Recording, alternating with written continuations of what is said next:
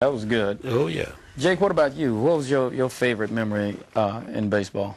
When we played the Alabama-Georgia championship, I hit 6 home runs in the series. I also hit like 6 triples, and it was 5 doubles. The YMCA awarded me. They didn't give out plaques or anything for that, but they had to just make one special because they say they never witnessed anyone hitting the way I hit in that series. We went on to win the Alabama-Georgia championship.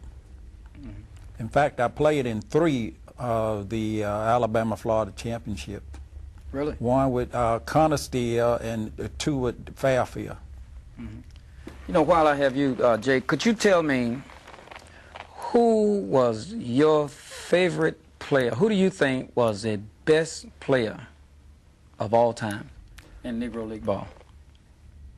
Willie Mays. Willie Mays. All right. Now, you're just saying that because he was a homeboy. No, I'm not saying that because once Willie went up, it just like something came over me. I said, well, he's from Fairfield. I'm from Fairfield. I can be just as good as Willie. Okay. In fact, I copied Willie basket catch. You did? Right. Okay. Over the shoulder. No, right here. Yeah, like ball coming from back there. Right. Coming over here. It didn't make any difference where you hit it at. If it was in the ballpark, I was going to catch it. Okay. Well, Jesse, he's bragging again. So let me go over too. I tell you, he's really bragging. Jesse, now, who do you think was the most favorite, the best baseball player of all time? Well, to me, just like he said, Willie Mays was one of the best. When he went to the majors, when he started out, he couldn't hit, you know, but Little Rossi said, I'm going to keep you here because you can catch the ball.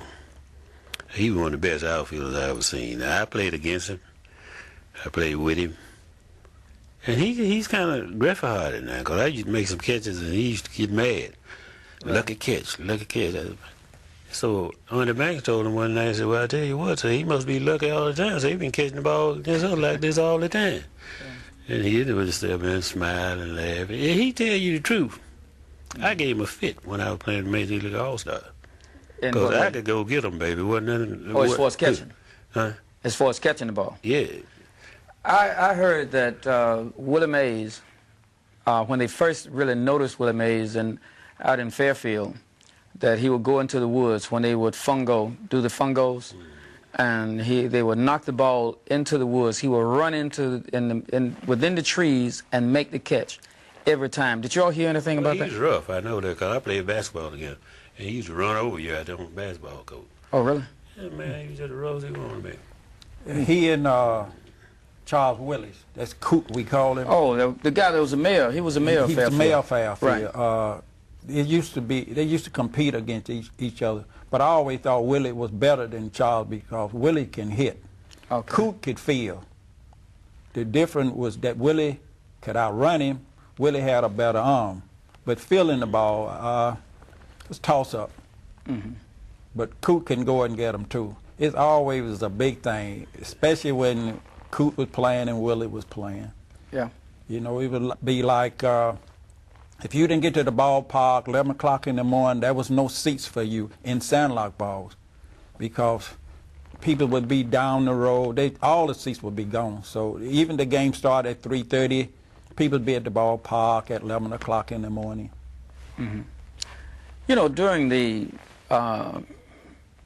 civil rights struggle, and we know everything really didn't come to a head until like 1963.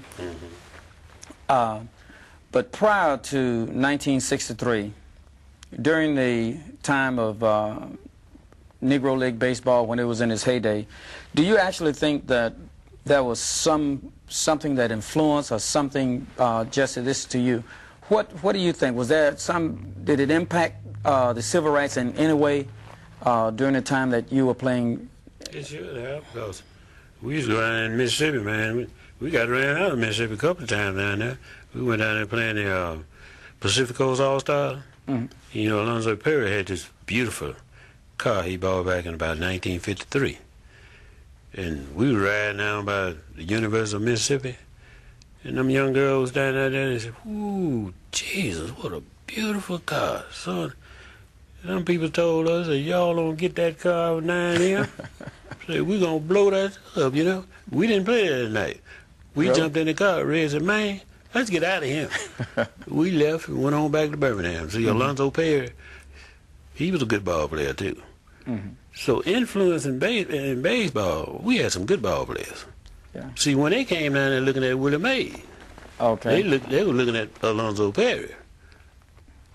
Only they got Mays on the kind of he could throw. You know, he couldn't hit nothing, but he could go get the ball. But they, Lil George and him, you know, they taught him how to hit in the major leagues. He went to the bat almost 40 times and didn't get a base hit. Really? But Lil George told you, "You gonna be my center fielder, I don't care." He said, "You gonna be my center fielder." Because he could catch the ball. Wasn't no doubt about that. He could catch it and throw it. But Lil George let him stay there. See, Artie Wilson was up there at that time. He played ball right there in the Pacific Coast. See, all these guys, that's what influenced me in baseball. Artie Wilson, Piper Davis. Artie Wilson was one of the greatest shortstops there was. He one of the only Negro League ball players hit 400 in baseball. And they got that documented. Really? Yeah. He could hit, he'd run, he could throw. Okay, well, Jake, excuse me, but as far as you're concerned, and you were over in Fairfield, excuse me, but do you think that that playing in the Negro Leagues influenced or impact, or how did it impact the civil rights struggle? Well, I would say at the time, this was our only way. It was called the Negro Major Leagues, and this was the only way we could play baseball was play in the Negro League. The Negro League was a tough league to play in.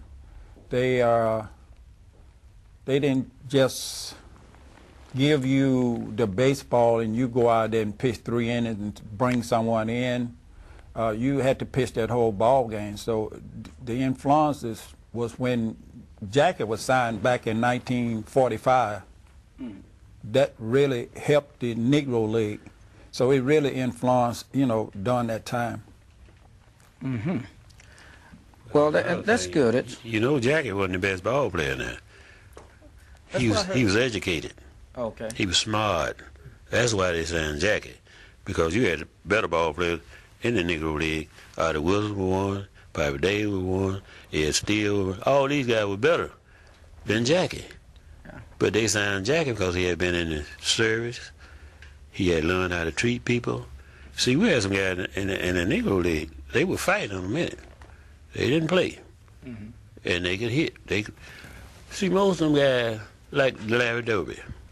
Larry told me, "Let me tell you something, Mitch." Say, when I first went to the Major League, they kept me on the bench for 2 months. But he told them, "I tell you what, once I get in that lineup, y'all ain't gonna get me out of there." So they let him in. He was playing second base too at that time, but he was an outfielder. And they let him got in the ball game, and he never did get out of the lineup again. So they messed around and they put him in center field. He started playing center field, but he was second base when he first went up. Yeah. You mentioned Artie Wilson being such a great baseball player. It brought to mind of something that we have coming up next month in on February 24th through the 26th. And one is the game itself that we have, which I think the influence probably started going back just for a second when the black teams played the white teams. That's right.